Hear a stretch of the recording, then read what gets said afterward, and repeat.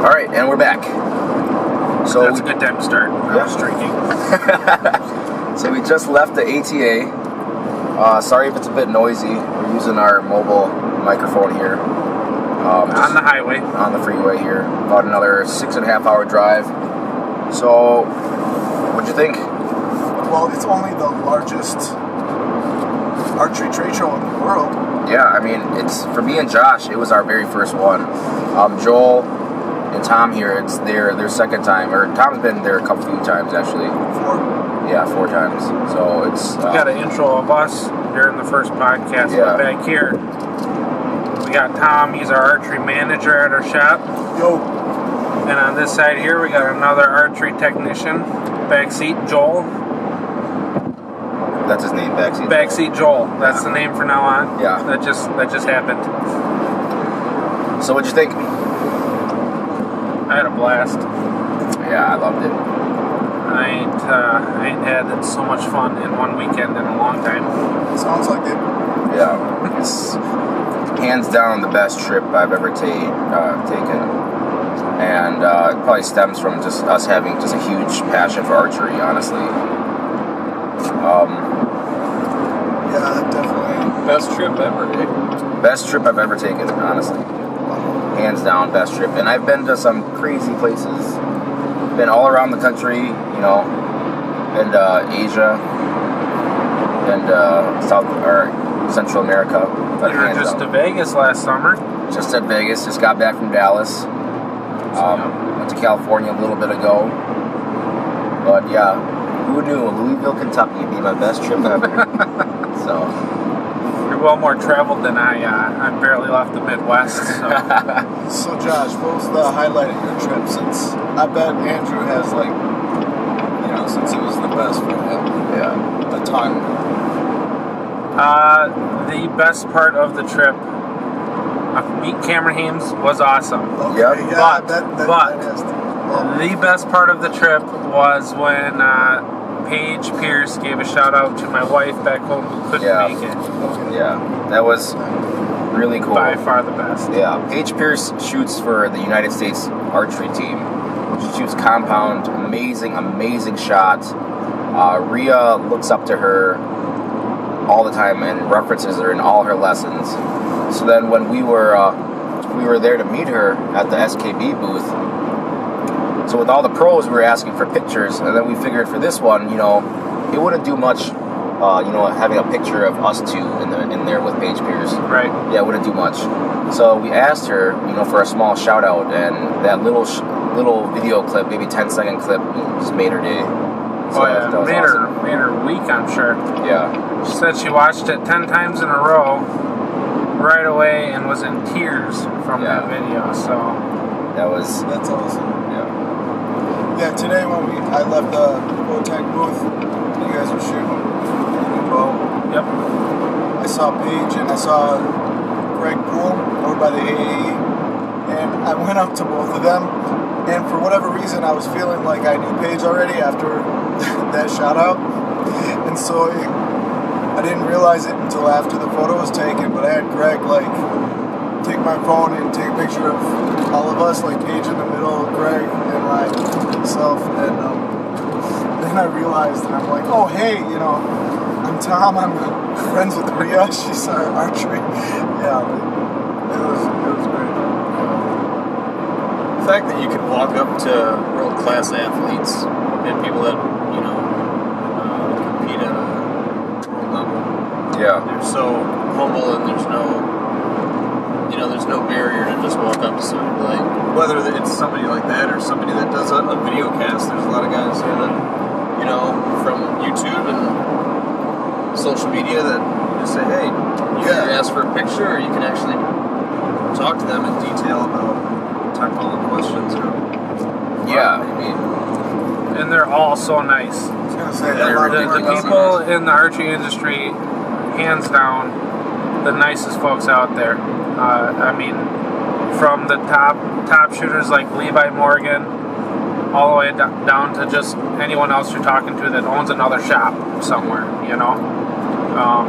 Hands down, everybody there, super nice.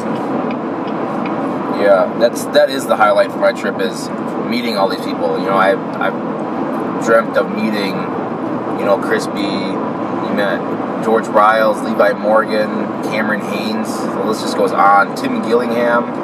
To actually sit in a class that Tim Gillingham teaches, you know, and giving you personalized answers on the smallest little things. You know, we had questions on how we do things at the shop, and if they were, you know, what he would recommend, or if not, and then he, gave us nicknames even. Yeah, that Tim Gillingham, so smart. Yeah, ridiculously smart. Insanely smart. Anyone ever gets a chance to sit in a seminar with him talking about arrows, oh my God. I could have sat there all day long. Yeah. Picking his brain.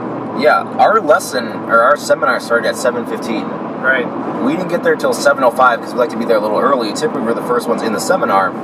They started off already at 7 o'clock. Yep. And then we stayed there till, 8:45. Yeah. And just talking about arrows, all right? Not even talking about, like, how to tune a bow yet. Just talking about how to tune your arrows and get them to group correctly. And broadhead tuning, torque tuning, knock tuning. It was... And that's hard really, to stay on one topic. Like, yeah. You could just, at anything, it could just sprout into, like, a million different directions with archery. It's like, you go on about the arrow, and then, you know, arrow tuning, and then you can branch off into, like, your form, your grip, your stabilization, your release. Everything is just endless.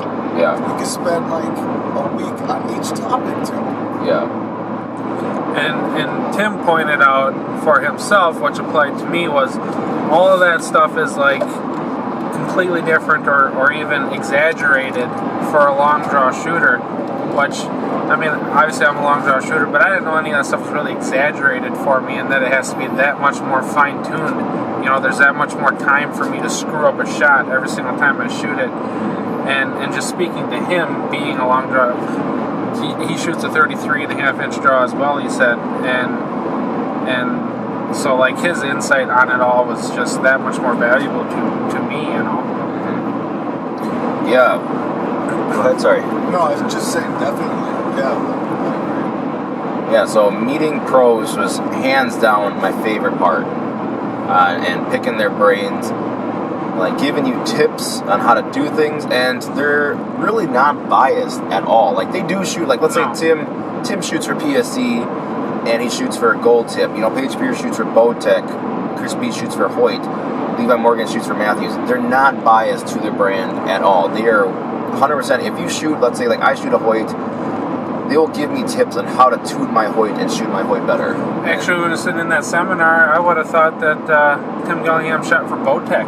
Yeah. The way he talked about their bows. Yeah. That's what I was just thinking. Yeah. I didn't know you shot for Love that binary cam system. Right. But they're... Yeah, we just saw him right before we left. Joel and I gave him a high five. We were looking for him all afternoon. We couldn't find him. Yeah, we were looking... We Tom wanted to... Gillingham gives real high fives. Yeah, he gives them my level. I like it. Normal height high fives. Yeah, I kept saying that. I'm like, how is, like, the tallest dang guy in here? We can't find him anywhere, you know? We were trying to get a picture with you. It was like, you, Steve Anderson, me. You, Tim Gillingham, me. And then you, Levi Morgan, me. It was like, dude, what the hell? Everybody here is freakishly tall. Well, we had Chris B and Cameron Haynes. Oh yeah, Cameron Haynes put his arm around me, so we're basically best buddies at this point. Gave me a purse. Everybody else got Keep Hammering, Cam Haynes. I got referenced, I got compared to the Joe Rogan. So, how did that come about? He told me, you remind me of Joe Rogan. Is that just like that? No, actually not. I think it was.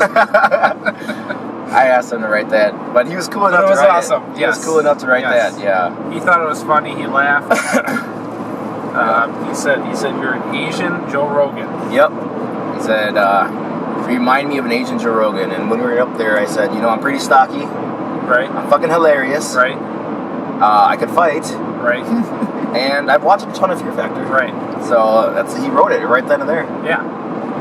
And I think I remind myself of a larger Cameron Haynes. Yeah, he should have wrote that. He should have probably. I think he was probably thinking it. Yeah, I mean, if your voice wasn't trembling and you weren't shaking, you probably could have asked him. I sounded like a 14-year-old, maybe 13-year-old. Yeah, I mean, while talking to him. Yeah, that was pretty cool. But yeah, hands down, best trip, honestly. When you have such a huge passion for something, and then coming to the mecca of that, right? Because literally we talk about archery all day, every day. Sprinkled with a few things here and there, like fitness, fishing, home stuff, but mainly it's, archery and how to tune bows and stuff like that. So when you come to this place and these are the guys that are building your bows, building tools to fix your bows, and teaching you how to be a better archer, that's crazy. That's amazing. A better technician. Yeah. Just, the stuff that they talk to us about with tuning bows is, I can't wait to apply. It was information overload, so I can't wait until I get home and just can practice all the things that they've taught us. Oh yeah, I am tearing my setup completely apart. And that's what I was afraid of driving down here. I said that. Yeah, I said that. I said I'm afraid that I'm going to talk to somebody or talk to a bunch of people, start second guessing myself, come back home, rip my bow apart. And for me, and I believe for you, it was George Riles. It was the very first person. First morning of the show. Yeah. And George Riles gives us a seminar, and about a quarter of the way through it, I'm like, I got to start all over. Yeah. My bow is getting tore down to the ground and starting over. But same with my form. Yeah. Nicest people, really. Archery community, very, very nice people. Yeah. And the Brazilian Grill in downtown Louisiana hosted the dinner party for us last night, so that's pretty nice. Randomly. Randomly. We just saw a couple. Everyone there, like you said, everyone there that had a ball cap on, 99% sure they were from ATA. Yeah. Or a vest. Yes. It's probably the most camo that place has ever seen. Right. Product highlights. I mean, any game changers you think? You start off with that one. I gotta think here. Raven came out with a new crossbow. The R26 and the R29. I didn't even get to pick that up. Yeah. I saw it on the rack. Honestly, I didn't either. Guys Josh's size would be able to one-hand the bow, shoot like a pistol. Like Arnold. Yeah, it does look small. Yeah. That's for sure. What did we shoot? We shot the new Matthews Tactic. That was actually a really nice shooting bow for that price point. Oh yeah. Really nice shooting bow. What was it like? It felt almost like a triax, and they changed little things here and there to cover cost savings. The cams were a little smaller, so it had less of a high hump. I thought. But it was really no shock, just like the other ones. Quiet bow, grouped well. We got to see Hoyt's 3 new colors: rally green, gold metal, and slate, which are fantastic. All 3 colors, just beautiful. I ordered a new bow in gold metal. Came this week, so on our way home, we're gonna stop by back at the shop and take a look at that for the first time. I'm super excited for that. Really, really excited after seeing it at the show. Shot bows that we probably never would be able to shoot. Oh yeah, we shot. Yeah, I mean, pretty much every make and brand out there. Yeah. And those colors were so much better looking in person. That catalog does not, and the website does not do them justice. Yeah. So if you're even interested in any one of those colors, slate, rally green, or gold metal, do not hesitate. You can't go wrong with either 3 of them, honestly. Yeah. They're really nice. And they're more of a matte finish. They are not glossy like the typical target bow colors. It's because they're anodized now. Right. They got rid of painting altogether. Yep. And for me, I really liked the slate in the magazine. I liked them all, but I was concerned. I'm not a huge fan of a glossy colored bow. Yeah. And so I didn't go with it when I ordered mine. And I'm happy with what I ordered, but if anyone out there is thinking the same thing, they are definitely a matte finish, and they look awesome. Yeah, I mean, you said you ordered yours in Storm. I ordered it in Storm because I didn't want the glossy finish. Yeah, and then you kind of a little bit of regret not getting the slate on. I still like it, you know. Yeah. You helped me pick out a perfect name for it, Stormbreaker. Yeah. Matches the color well. But yeah, I mean, what else? Shot PSEs. Oh, no, we didn't shoot. Yeah, we didn't shoot. We shot a couple PSEs. Shot a couple PSEs. Yeah. Botex. PSE's got so many boats. Yeah, that's true. I mean, you can't get through them all. Yeah. Hoyts, PSEs, Botex, Martins. Shot Martin. Expedition, Pearson. Haven't heard from them in a while. Yep. You guys got to shoot the Pearson and the Expeditions. Yep. Both Dart. pretty nice balls, actually. Yeah. Shot Darton, Elite, Prime. Elite was a nice ball. Primes were nice. Yeah. Yeah, primes were awesome. Hoping to get a new one in the mail.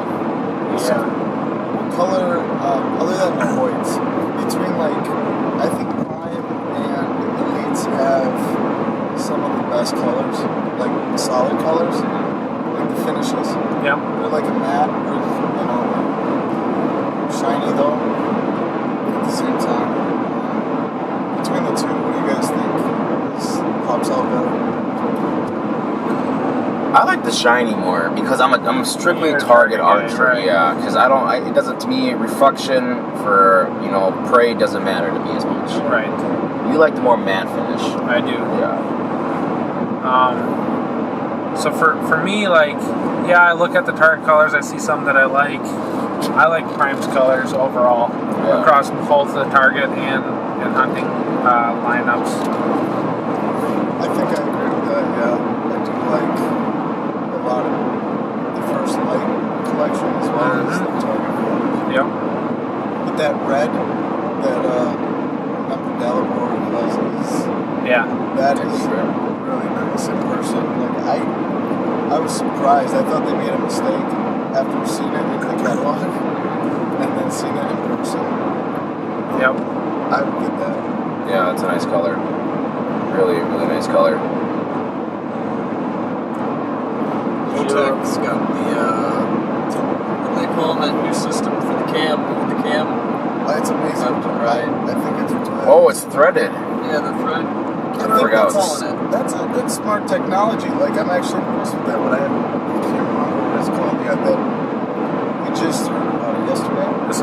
So basically what it does is allow you to move the cam side to side between the limbs rather than have to shim it side to side for tuning purposes. Yeah. It's on a worm gear.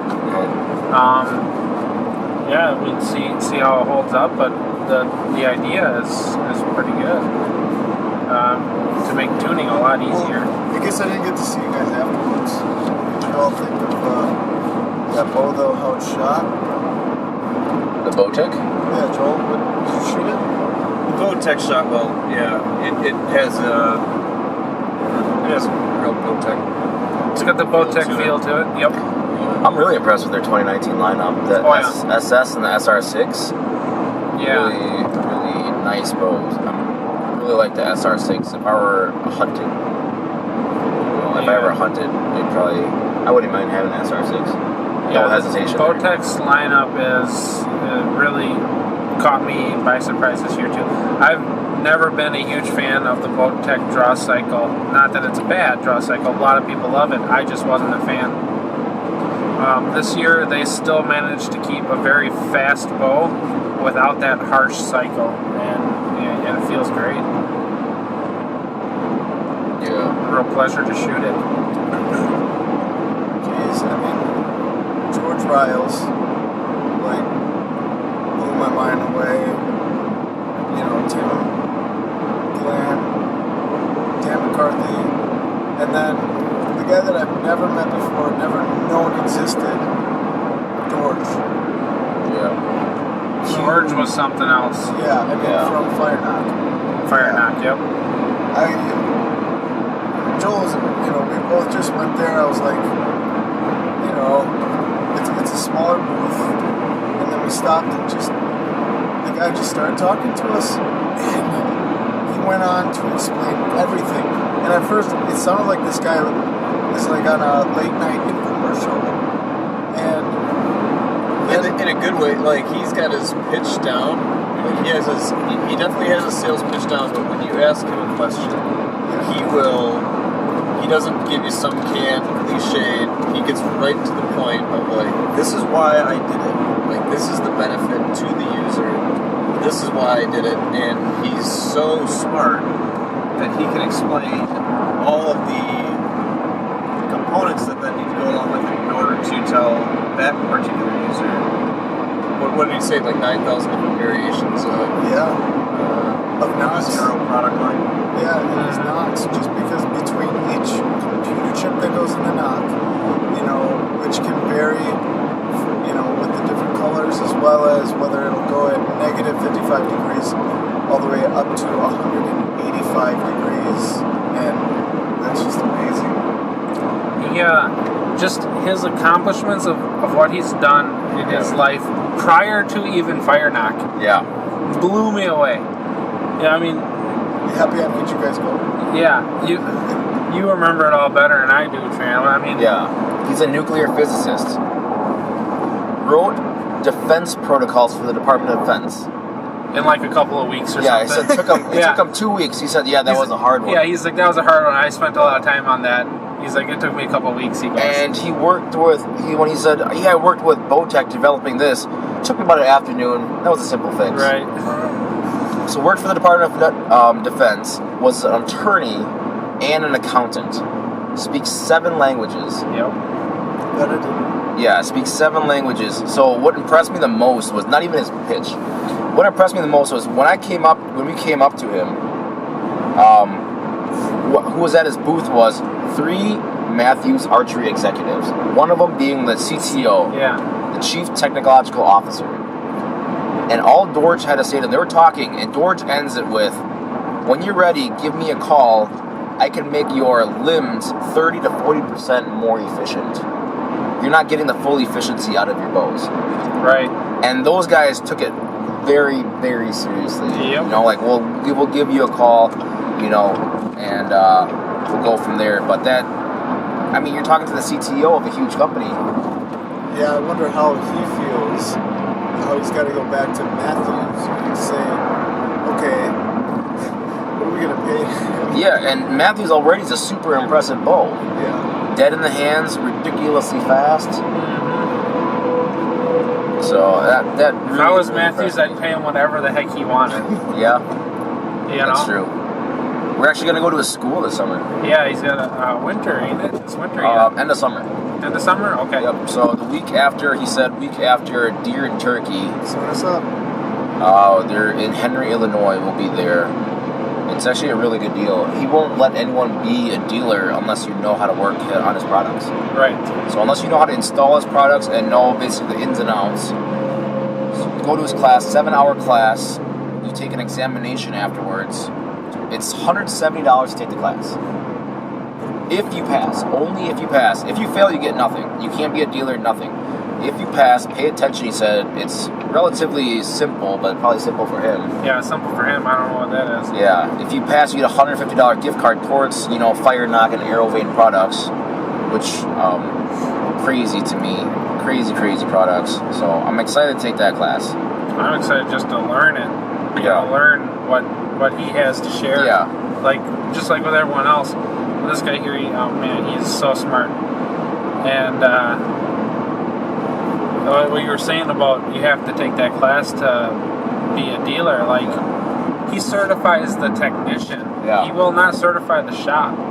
He was telling us, if the technician that took the class leaves, he will pull all the product from that shop. Yeah. That's how strict he is on this. Only his trained technicians are allowed to work with his product. It's crazy. Yeah. We're going to be right back. This camera only records for 28, 29 minutes. I'm going to reset everything and we'll be right back. We're good? All right, so we're back, guys. Sorry about that. But yeah, we're talking about Dorj with Fire Knock and Arrow Vein. Taking his class end of this summer. really, really excited for that and learning. The main thing that I took away from this whole trip was it reaffirmed my love for archery, one, and it reaffirmed, I was always, kind of worried that I think way too much about my setup. I never let my setup stay the same for more than, a couple arrows. Every other day, I'm ripping my bow apart. And to hear the pros say they do the same, and they really never are satisfied Never when they're, satisfied. That's they're shooting. Yeah, changing little things from, cutting 1/8 inch off arrows, taking off 20, 30 grains off their points, or, dropping a half a pound, because these guys know their draw weights down to like the 1/10 of a pound. right. And the draw lengths too. Yeah. Most bows you can get inch or half-inch increments on the draw lengths. They're making the adjustments to have these things set up to like the 1/8 inch, so it fits them just right. So that was really impressive, but that more so than anything reaffirmed, why I love archery so much. It's so technical. When you tell somebody the first time, oh, you just put the arrow in the bow and you shoot it, it's not like that at all. There's just so much to it. It never gets boring unless you let it become like that. I mean, there's always something to learn. There's always something to unless you stop searching for, progressing to get better and learn more. It's the only time. I mean, that's why I think I love it too. And all this stuff isn't for everyone either. Like, we had one of the reps we talked to, and he said it best. There's a huge difference between bow hunting and archery. Mm-hmm. And a lot of bow hunters out there, they're completely satisfied with the group inside the vitals at whatever range that they're shooting. The archer out there, it's a game of inches and millimeters. It's the X-ray or miss. Yeah. And so in order to fine tune it to that degree is a lot of work. Yeah, it is a lot of work, but it's worth it though. Oh yeah. I like the way that Tim Gillingham put it today. It's like, most people, you're not going to realize, you have a good tuned bow, it's going to do really good up to 60, 70 yards. But if you want it to become surgical at 70, 80 plus, that is where all of those fine details come into play. Right. Tim Gillingham wasn't happy with a broadhead that didn't group within 4 inches at 130 yards. Yeah. 130 yards, mind you, he even said himself he'd probably never take the shot, but he wants it in the same exact hole. Yep. Doesn't matter what it is, his field points have to match his broadheads. And he showed us the picture too. It was off by this much at 140 yards. I thought that was crazy. I don't know if I ever get to his level of just understanding. Strive for it. He did say, you're not going to shoot like me if you don't do your stuff like me. Set up like me. Yep. So I'd pay, honestly, for all that information that we got this weekend. I wouldn't hesitate to pay for that. Dude, I feel like Greg Poole just did that for my stabilizers. Yeah. So Greg Poole was great too. All the other people you mentioned awesome. too, he was. Yeah, we talked to him a couple of times. We actually he gave us his number, so stay tuned for future podcasts. We're hoping that we're probably not going to get in-person podcasts with him, but over the phone just to kind of pick his brain. He's a pro staff for Hoyt, shoots amazingly well, great hunter, just a great teacher all around. Taught us today more about veins than anything. Yeah, we sat at the AAE booth with him going over veins. Very knowledgeable guy. This guy. He'll let us come out to Arizona to the plant and check it out. For sure. We got a ton of invitations for that. Yeah, we did. Yeah. Hoyt asked us to come out. Yep. HHA asked us to come out. If we get down to Arizona, that'd be great. I want to go to George Ryle's school in Georgia, the ALC Archery Learning Academy. That's just to have somebody, kind of fix your form, watch your one-on-one shooting. They'll probably have a 15-year-old teach me. Yeah. School me on it. Yeah. Dan McCarthy one-upped it, and we offered to go to him. It's like a 3-4 hour drive, and he wants to come to us. Really? So, yeah, Dan McCarthy one-upped it. One-upped everybody doing that. Huge shout-out to Dan McCarthy, you know. Really, really nice guy. Yes. So at the ATA, every booth, you know, gives out little trinkets here and there, keychains, hats, little knickknacks here and there. Black Eagle this year was giving out free arrows. Yep. So 3 arrows per person, and it's only to the first 100 people. Well, the day before the actual show, we were in this pre-show, talked to Dan McCarthy for about, half hour. I mentioned to him, hey, I hit you up a few months ago, and asked you to come down to the shop, and he sent me his schedule, and I never got back to him because I totally forgot that the ASA schedule and, the 3D archery schedule, so been really, really busy since. Well, yeah, he recognized us right away. Yep. Said hi to us and said, let's make this happen. So after he works for Black Eagle Product Development, we got back to his booth. I was too timid to ask. Josh was asking. I saw people walking around with, Black Eagle arrows. That's something you guys are giving away. And what did he say to us? First he said we'd have to come back the next morning because it was the first 100 customers. He's like, just come here right away. Uh-huh. We're like, all right, yeah, that's cool, we'll do that. And we shook hands and said we'll see you tomorrow, and we started walking away, and he goes, oh, hold on, guys, hold on. We turned around, and he ran in back real quick, came out with 2 more boxes. He goes, that way you guys don't have to try to get here real early in the morning, you know? Yeah. So that was super nice of him. Very, very nice of him, Called us out. Those are good arrows, too. Yeah, they're actually really good arrows. Yeah, the Outlaw shafts, it's a good arrow. It's not like, some cheap no-label arrow or something, Yeah, they're really good arrows. Excited about that. Other than that, yeah, it was, highlights for you guys. I feel like this was more of like an educational weekend. I mean, yeah, we were there working, but for me, I feel like I've learned so much that it was like almost like a trip to go learn. Just like a training, but one that you'd love to learn.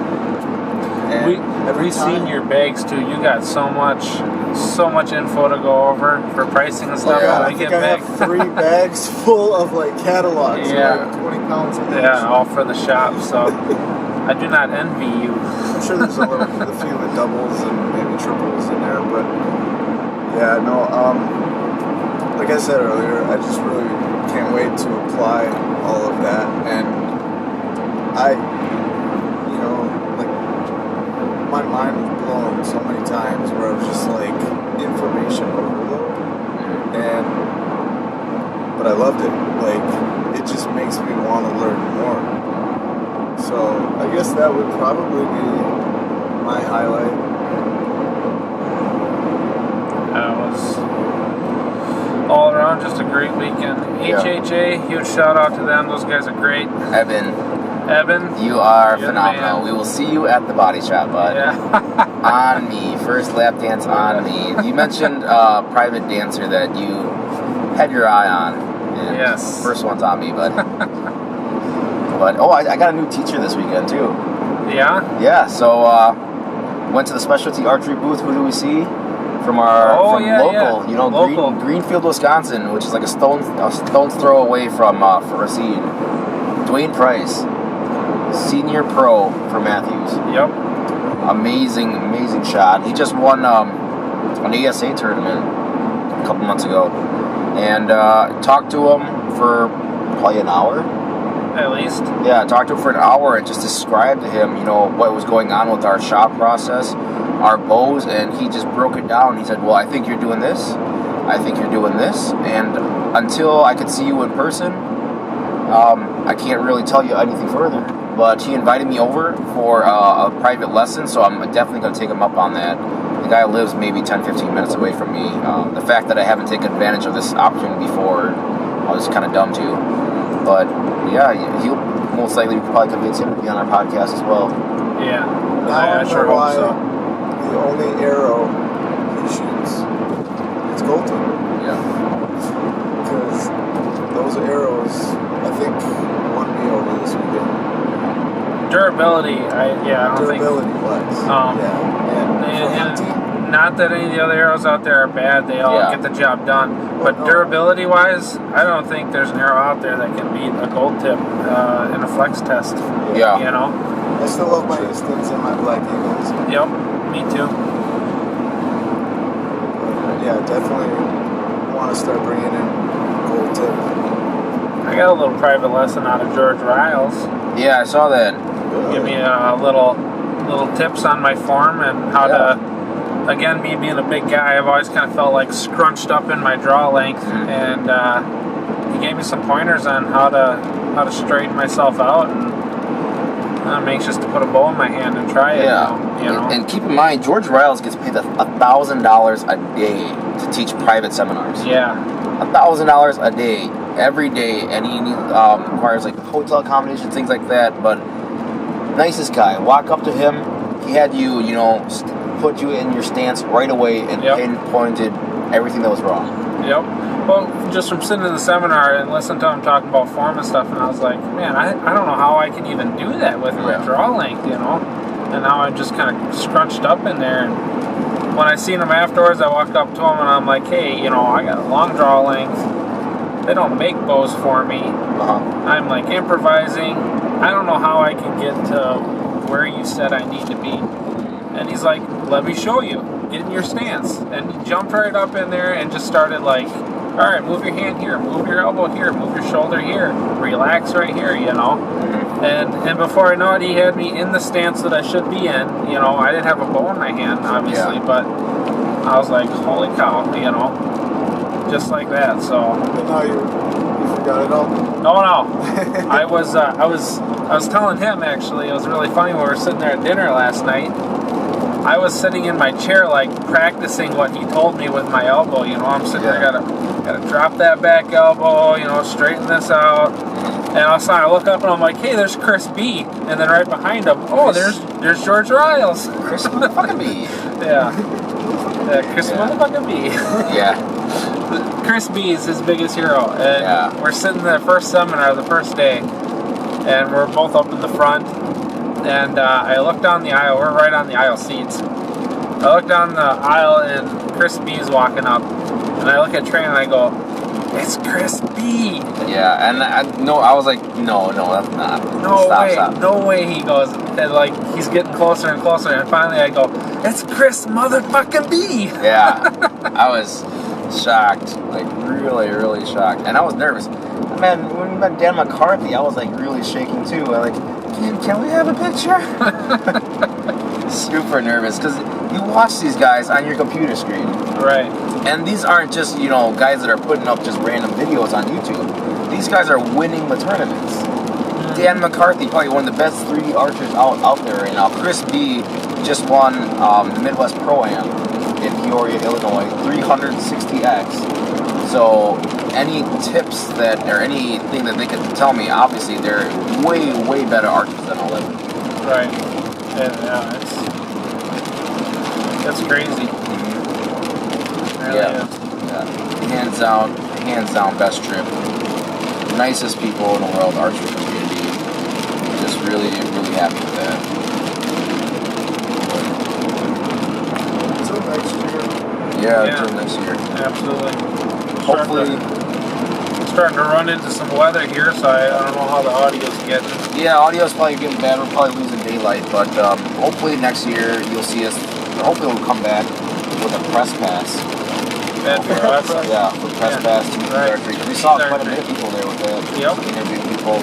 I'll have the vlog up within a few days. I got quite a bit of video. The only thing I'm kind of worried about is licensing for music, so I got to take a look at that. But other than that, a couple days after this video will be up, we'll put on the vlog for the ATA and kind of just walk through everything that we saw. So, yeah, anything else you guys want to add in there? Tom, Patsy, Joel? All right, until next time. See you guys later.